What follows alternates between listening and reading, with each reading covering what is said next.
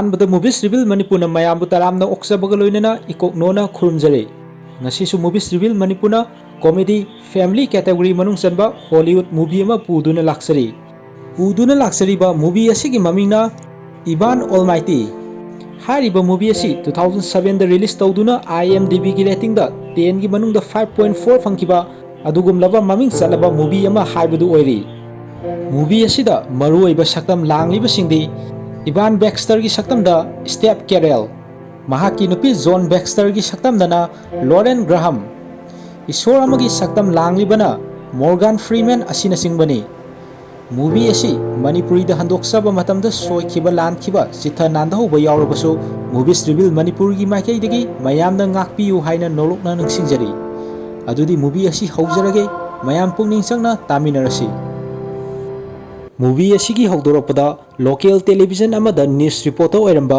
Ivan Kauba movie asi gi maruoiba saktam langliba miyoi asi vote kaduna congressman ama oirami haibadi USA gi lengak sasan da yauba India da hairagana MP ga manaba anoba sinfam asi Ivan pairaduna movie asi haudoraklei Ivan gi family ado makhoi gi hometown adu thadukuna gari amada punna tongduna laklami ahanbadedi Ivan gi macha sing ado makhoina gari da tongduna chaliba asi kadai dano haibadu khanglamde adubu panthungfam yaurakanda makhoisi yum hongduna anoba yamna chauba yum amada leinabagi damak lakpani haibasi anoba yum adu yaurakanda khanglaklami numidangi matam yauduna Ivan amadi mahaki nupi John tumnabagi damak sem sarame Ivan gi nupi John na mahakna makhoigi family asi naksinnana punna leiba fangnabagi damak isor gi mafamda khurumjai nijai haina Ivan da hairame maduda Ivana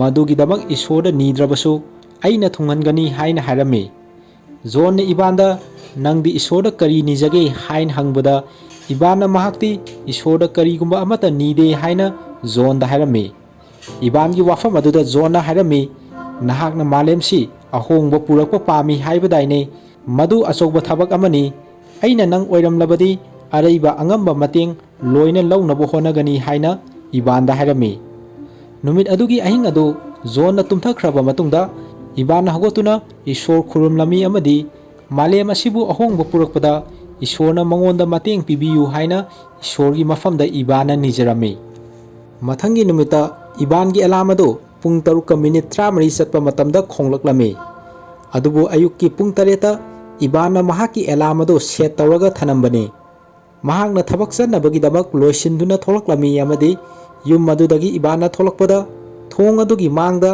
achogba ugi box ama faijinduna lairamba adu thegnarami Ivan na mahaki nupida potchai order tawkhiba leibra haina hanglami amadi John su order tawkhiba leite hairaduna Alpha amadi Omega hardware thaba box adu hangdoktuna yenglubada khusu khulai mayam ama manungda yawraga lairambadu thegnarami Ivan na ugi box adu address lana mangonda thajilakpa oiramgani haina khalami masigi matungda Ivan na mahaki thabak mafam yauraduna building adugi manungda sanglaklami amadi anouba bill amagi matangda thabak taunabagi khudongchaba Ivan na fanglami bill aduna national park ki akoiba mafam singda semgat sagatpagi thabak tawgani bill asi kuina pass tawduna leiraklabani haina Ivan da bill adugi matangda taklami Ivan gi thabak ahanba numit asida achouba khudongchaba amani fangnibasi bill asida kari kari yauribage haibadu panaba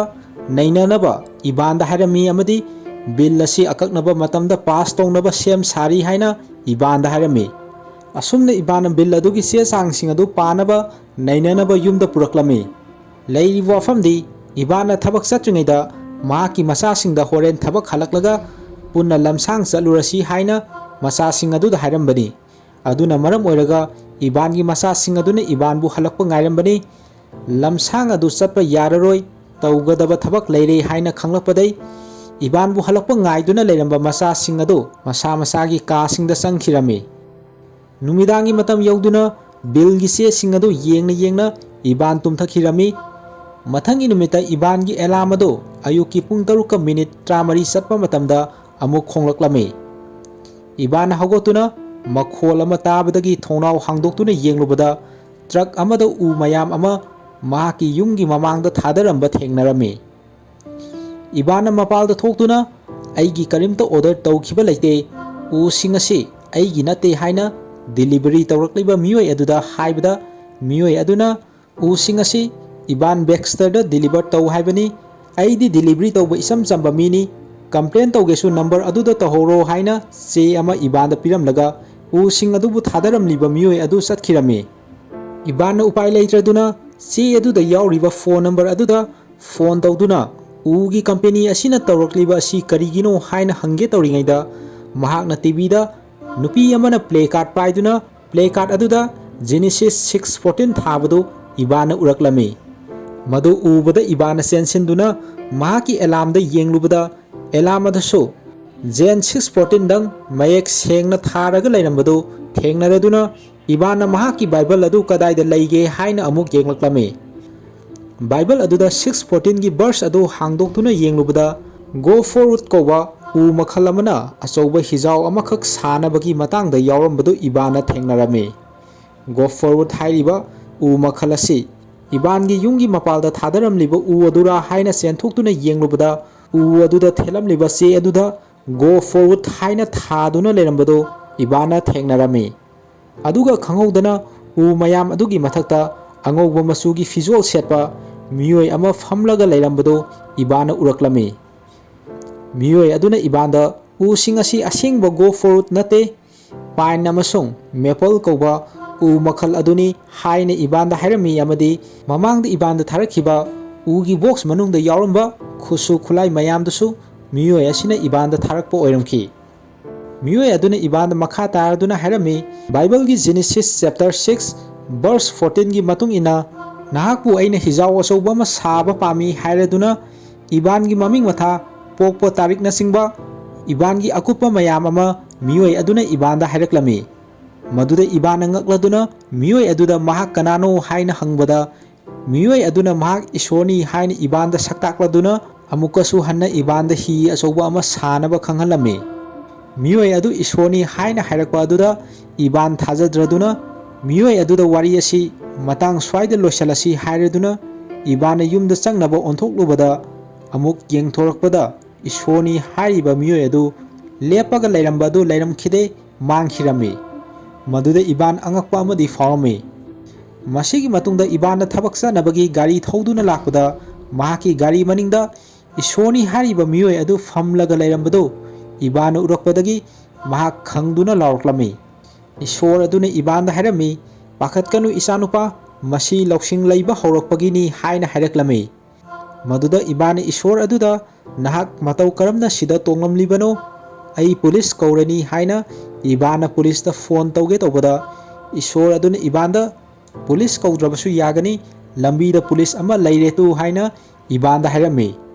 Ibana mahaki car gi mingsel adu singthaduna leiramliba police aduda laurami officer mi amana aigi car asi hijack tawre haina police adu tanabi Ibana laurami.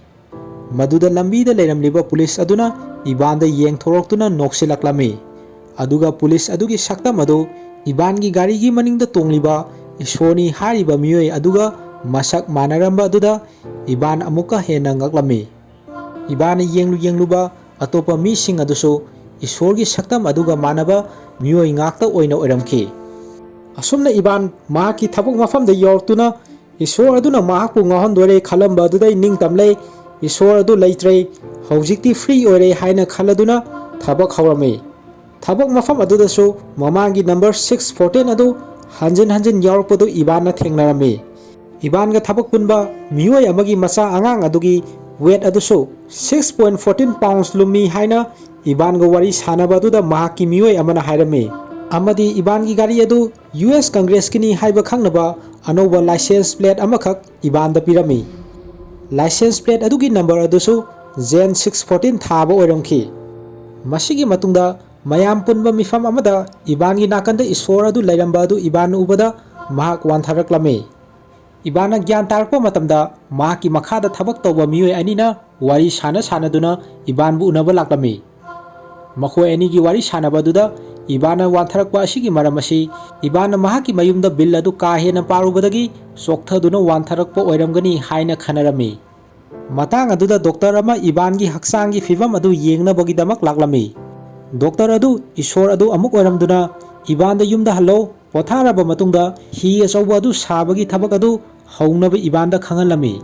Numit adugi numidang adu Ibana mayumda Bible gi matungina Noah kauba miyoi amana hi achauba ma sakhiba thajanaba wari adugi matangda research tawrami. Mathangi numita Ibana thabak chanabagi tholokpada khunu jura ama hui jura ama yauna tongan tongan ba sa usek jura jura lairambadu Ibana thengnarami.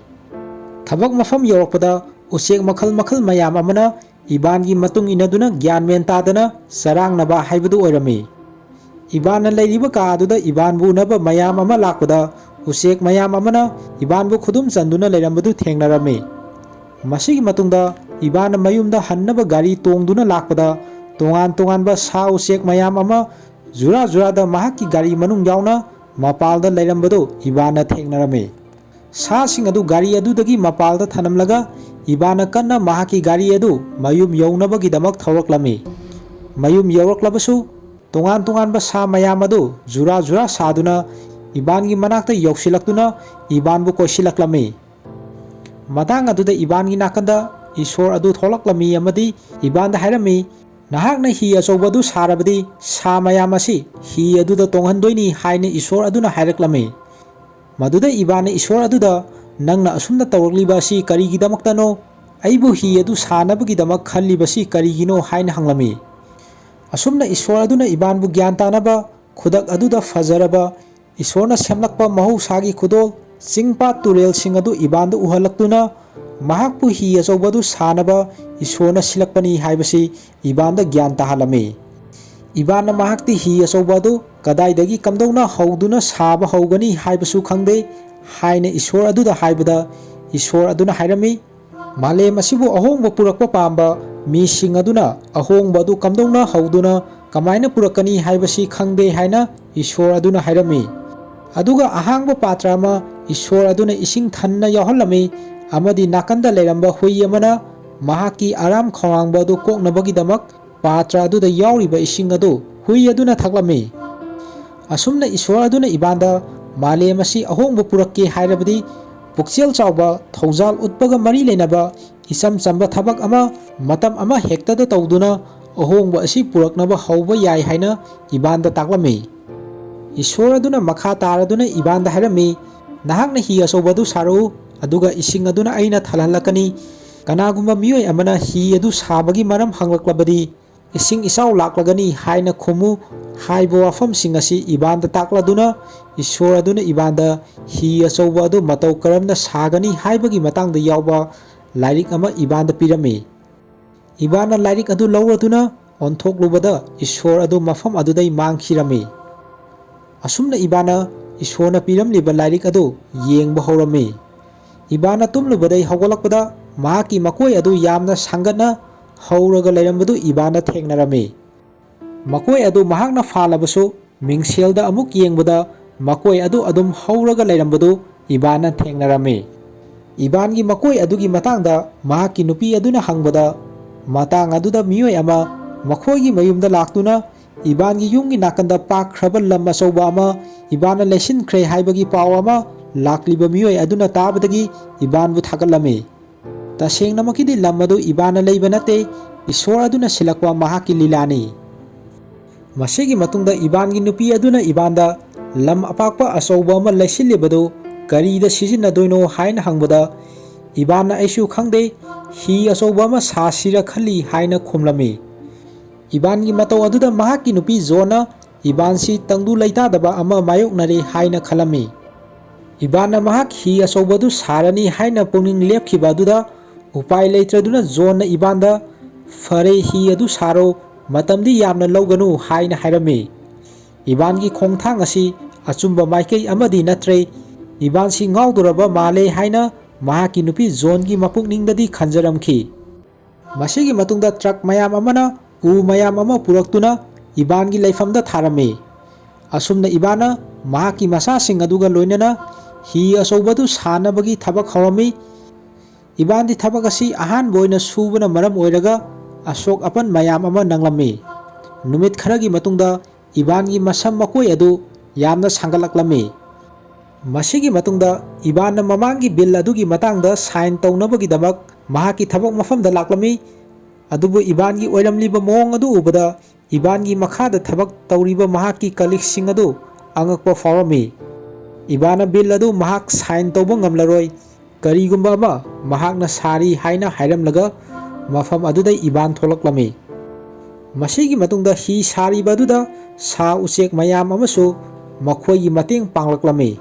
Adubu hi adu sabada khumang chausin badi ngamlamde.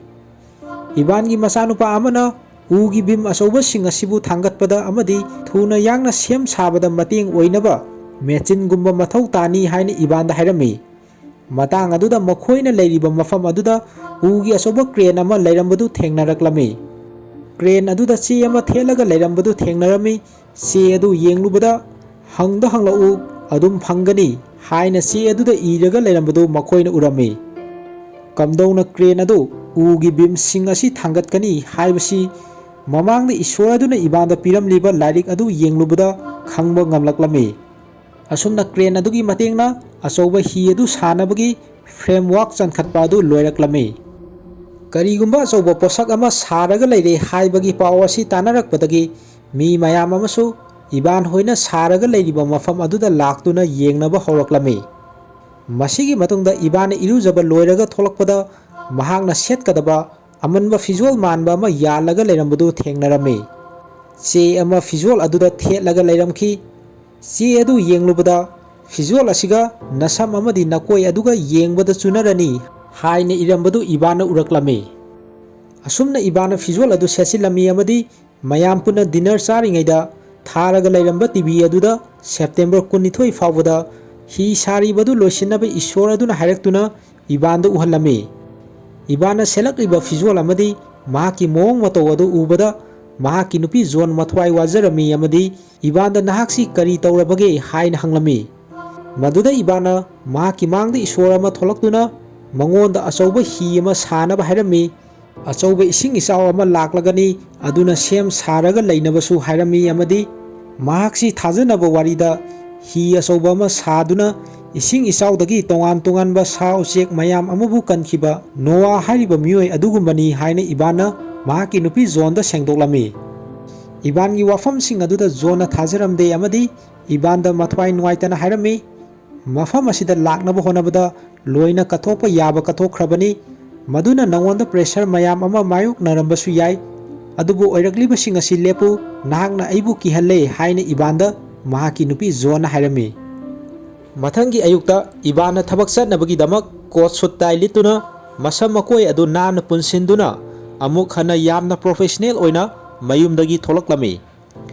Adubu yumgi thong adu hek kanthokduna tholakpada mahaki seliba coat suit tie sing adu amata yaudana mangkhiduna ihang hangna Ibana tholaklami. Maram aduna mahakna mayumda amuk sangduna Ishona pirakpa amanba visual manbadu amuk selami. Visual adugi mathakta coat suit tie sing adu amuk lisalami. Asomna Ibana thabak mafamda laktuna mamangi bill adugi matangda khannaba mifam amada saruk yarami. Mifam adu live broadcast tawduna TV dasu sandoklami. Ibanbu anauba congressman amu oina mayamda saktaknabagidamak mahaki ming adu kawraktuna Ibana hagolakpada mahakna lilamba coat suit tie sing adu amuk mangkhiduna manungda lilamba amanba visual sing aduga loinana Ibana hagolakpadu mayamna urami. Madudagi khangowdana sa usek mayam ama mifam pangthokfam manung aduda sangsilaklami. Ibana ka aduda leiriba mayam amadi TV da yengliba aduda sa usek sing asi September 12 da tholakadoriba ising isawdai kannaba asoba hi ama Ishona mangonda sanaba pautak pirei haina mayam aduda hairami. Asomna Ibana hariba wafamsing adu leiriba mayam aduna thajaramde amadi Ibanbu bill adugi matangda khananaba mifamdai mahaki maming adu lautholamki amadi mifam adudai Ibanbu namduna mapalda puthokhirami. Ibana mayumda halakpada mahaki nupi zone amadi masa sing adu makoi gi visual sing adu bag ta hapsinduna zone gi mapamda chatnabagidamak sem saraga leirambadu Ibana thengnarami. Ibana mahaki nupi masa sing adubu mahakpu thadoktuna chatkidanaba honarami.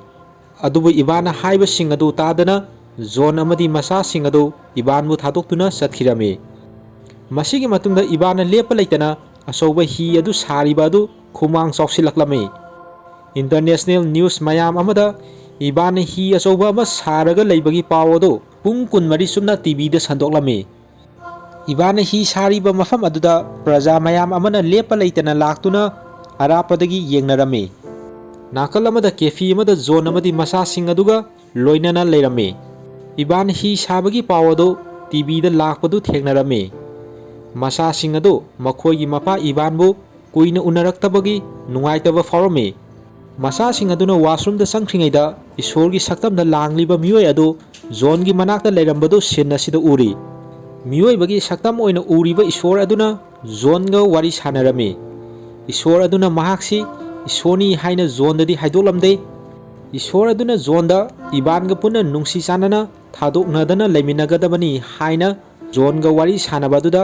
ꯃꯍꯥꯛꯄꯨ ꯒ꯭ꯌꯥꯟ ꯇꯥꯍꯜꯂꯝꯃꯤ꯫ ꯃꯗꯨꯅ ꯃꯔꯝ ꯑꯣꯏꯔꯒ ꯖꯣꯟꯅ ꯃꯆꯥꯁꯤꯡ ꯑꯗꯨꯒ ꯂꯣꯏꯅꯅ ꯏꯕꯥꯟꯒꯤ ꯃꯅꯥꯛꯇ ꯑꯃꯨꯛ ꯍꯟꯅ ꯂꯥꯛꯂꯝꯃꯤ꯫ ꯏꯕꯥꯟꯒꯤ ꯃꯁꯝ ꯃꯀꯣꯏꯁꯤꯡ ꯑꯗꯨ ꯉꯧꯁꯣꯛ ꯉꯧꯅ ꯍꯧꯔꯒ ꯂꯩꯔꯝꯕꯗꯨ ꯊꯦꯡꯅꯔꯝꯃꯤ꯫ ꯑꯁꯨꯝꯅ ꯏꯕꯥꯟꯒ ꯃꯍꯥꯛꯀꯤ ꯅꯨꯄꯤ ꯃꯆꯥꯁꯤꯡ ꯑꯗꯨꯒ ꯑꯃꯨꯛ ꯍꯟꯅ ꯍꯔꯥꯎ ꯍꯔꯥꯎ ꯄꯨꯟꯁꯤꯜꯂꯝꯃꯤ꯫ ꯑꯆꯧꯕ ꯍꯤ ꯑꯗꯨ ꯁꯥꯕꯗ ꯅꯤꯇꯤ ꯅꯤꯌꯣꯝ ꯔꯨꯜꯁꯤꯡ ꯏꯟꯗꯕꯒꯤꯗꯃꯛ ꯁꯦꯞꯇꯦꯝꯕꯔ 22ꯗ ꯍꯤ ꯑꯗꯨꯕꯨ ꯒꯣꯚꯔꯟꯃꯦꯟꯠꯅ ꯊꯨꯒꯥꯏꯔꯅꯤ ꯍꯥꯏꯕꯒꯤ ꯄꯥꯎ ꯑꯗꯨ ꯖꯣꯟꯅ ꯏꯕꯥꯟꯗ ꯇꯝꯂꯝꯃꯤ꯫ ꯇꯁꯦꯡꯅꯃꯛꯀꯤꯗꯤ ꯁꯦꯞꯇꯦꯝꯕꯔ 22 ꯍꯥꯏꯔꯤꯕ ꯅꯨꯃꯤꯠ ꯑꯁꯤ ꯏꯁꯤꯡ ꯏꯆꯥꯎ ꯊꯣꯛꯀꯅꯤ ꯍꯥꯏꯅ ꯏꯕꯥꯟꯅ ꯊꯥꯖꯔꯤꯕ ꯅꯨꯃꯤꯠ ꯑꯗꯨꯕꯨꯅꯤ꯫ ꯃꯇꯥꯡ ꯑꯗꯨꯗ ꯑꯆꯧꯕ ꯍꯤ ꯑꯗꯨꯗ ꯇꯣꯡꯒꯗꯕ ꯇꯣꯉꯥꯟ ꯇꯣꯉꯥꯟꯕ ꯁꯥ ꯎꯆꯦꯛ ꯖꯨꯔꯥ ꯖꯨꯔꯥ ꯃꯌꯥꯝ ꯂꯩꯔꯝꯕꯗꯨ ꯊꯦꯡꯅꯔꯛꯂꯝꯃꯤ꯫ ꯇꯣꯉꯥꯟ ꯇꯣꯉꯥꯟꯕ ꯁꯥꯁꯤꯡ ꯑꯗꯨꯒꯤ ꯃꯇꯦꯡꯒ ꯂꯣꯏꯅꯅ ꯏꯕꯥꯟꯅ ꯃꯍꯥꯛꯀꯤ ꯍꯤ ꯑꯗꯨ ꯃꯇꯝ ꯆꯥꯅ ꯁꯦꯞꯇꯦꯝꯕꯔ 22ꯗ ꯁꯥꯕ ꯂꯣꯏꯁꯤꯜꯂꯝꯃꯤ꯫ ꯍꯥꯏꯔꯤꯕ ꯅꯨꯃꯤꯠ ꯁꯦꯞꯇꯦꯝꯕꯔ 22ꯗ ꯇꯣꯉꯥꯟ ꯇꯣꯉꯥꯟꯕ ꯁꯥꯁꯤꯡ ꯑꯗꯨ ꯁꯥꯕ ꯂꯣꯏꯔꯕ ꯑꯆꯧꯕ ꯍꯤ ꯑꯗꯨꯗ ꯃꯁꯥ ꯃꯁꯥꯅ ꯈꯪꯅ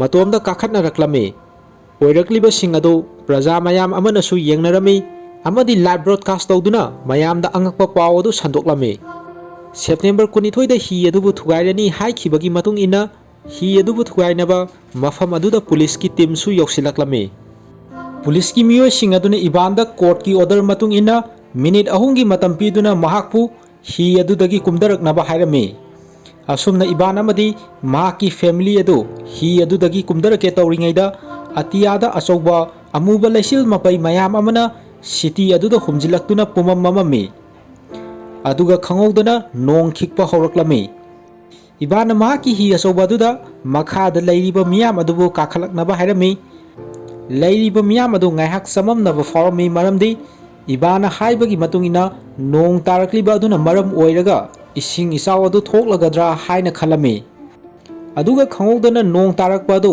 ꯂꯦꯞꯈꯤꯗꯨꯅ ꯅꯨꯡꯁꯥ ꯑꯃꯨꯛ ꯊꯣꯔꯛꯂꯝꯃꯤ꯫ ꯂꯩꯔꯤꯕ ꯃꯤꯌꯥꯝ ꯑꯗꯨꯅ ꯏꯕꯥꯟꯗ ꯅꯣꯛꯁꯤꯟꯕꯤꯗꯨꯅ ꯀꯔꯦꯝ ꯀꯊꯥꯏꯕꯤꯔꯝꯃꯤ꯫ ꯅ꯭ꯌꯨꯁ ꯔꯤꯄꯣꯔꯇꯔ ꯑꯃꯅ ꯂꯥꯏꯚ ꯕ꯭ꯔꯣꯗꯀꯥꯁꯠ ꯇꯧꯗꯨꯅ ꯏꯕꯥꯟ ꯕꯦꯛꯁꯇꯔꯅ ꯅꯣꯡ ꯆꯨꯒꯅꯤ ꯍꯥꯏꯈꯤꯕ ꯑꯗꯨ ꯆꯨꯝꯂꯦ, ꯑꯗꯨꯕꯨ ꯇꯥꯔꯛꯀꯗꯕ ꯅꯣꯡ ꯑꯗꯨ ꯀꯌꯥ ꯌꯥꯝꯅ ꯇꯥꯒꯅꯤ ꯍꯥꯏꯅ ꯏꯕꯥꯟꯅ ꯍꯣꯠꯄꯗ ꯈꯔ ꯑꯁꯣꯏꯕ ꯂꯩꯈ꯭ꯔꯕ ꯃꯥꯜꯂꯦ ꯍꯥꯏꯅ ꯃꯌꯥꯝꯗ ꯄꯥꯎ ꯁꯟꯗꯣꯛꯂꯝꯃꯤ꯫ ꯑꯣꯏꯔꯛꯂꯤꯕꯁꯤꯡ ꯑꯗꯨꯗ ꯏꯕꯥꯟꯅ ꯃꯍꯥꯛꯀꯤ ꯅꯨꯄꯤ ꯖꯣꯟꯗ ꯀꯔꯤꯒꯨꯝꯕ ꯑꯃ ꯁꯣꯏꯔꯕ ꯃꯥꯜꯂꯦ, ꯉꯁꯤ ꯍꯥꯏꯔꯤꯕ ꯅꯨꯃꯤꯠ ꯑꯁꯤꯗꯅꯤ ꯏꯁꯤꯡ ꯏꯆꯥꯎ ꯊꯣꯛꯀꯗꯧꯔꯤꯕ ꯑꯗꯨ ꯍꯥꯏꯅ ꯍꯥꯏꯔꯝꯃꯤ꯫ ꯃꯗꯨꯗꯒꯤ ꯏꯕꯥꯟꯅ ꯏꯁꯤꯡ ꯏꯆꯥꯎ ꯊꯣꯛꯀꯗꯧꯔꯤꯕ ꯑꯁꯤ ꯅꯣꯡ ꯆꯨꯔꯛꯀꯗꯕ ꯑꯗꯨꯅ ꯅꯠꯇꯦ, ꯇꯨꯔꯦꯜꯒꯤ ꯏꯁꯤꯡꯕꯨ ꯊꯤꯡꯂꯒ ꯊꯝꯂꯤꯕ ꯗꯥꯝ ꯑꯗꯨ ꯀꯥꯏꯔꯛꯀꯗꯕ ꯑꯗꯨꯅ ꯃꯔꯝ ꯑꯣꯏꯔꯒ ꯏꯁꯤꯡ ꯏꯆꯥꯎ ꯑꯗꯨ ꯊꯣꯛꯂꯒꯅꯤ ꯍꯥꯏꯕꯁꯤ ꯏꯕꯥꯟꯅ ꯈꯪꯂꯛꯂꯝꯃꯤ꯫ ꯃꯗꯨꯗꯒꯤ ꯏꯕꯥꯟ ꯍꯣꯏꯅ ꯂꯩꯔꯤꯕ ꯃꯐꯝ ꯑꯗꯨꯒ ꯅꯛꯅꯅ ꯂꯩꯔꯤꯕ ꯆꯤꯡꯁꯥꯡꯁꯤꯡ ꯑꯗꯨꯗ ꯁꯥꯔꯤꯕ ꯇꯨꯔꯦꯜꯒꯤ ꯏꯁꯤꯡꯕꯨ ꯊꯤꯡꯂꯒ ꯊꯝꯂꯤꯕ ꯗꯥꯝ ꯑꯗꯨ ꯀꯥꯏꯔꯛꯂꯝꯃꯤ꯫ ꯂꯩꯔꯤꯕ ꯃꯤꯌꯥꯝ ꯑꯗꯨ ꯄꯥꯈꯠꯅꯔꯝꯃꯤ ꯑꯃꯗꯤ ꯄꯨꯂꯤꯁ ꯌꯥꯎꯅ ꯂꯩꯔꯤꯕ ꯃꯌꯥꯝ ꯑꯗꯨ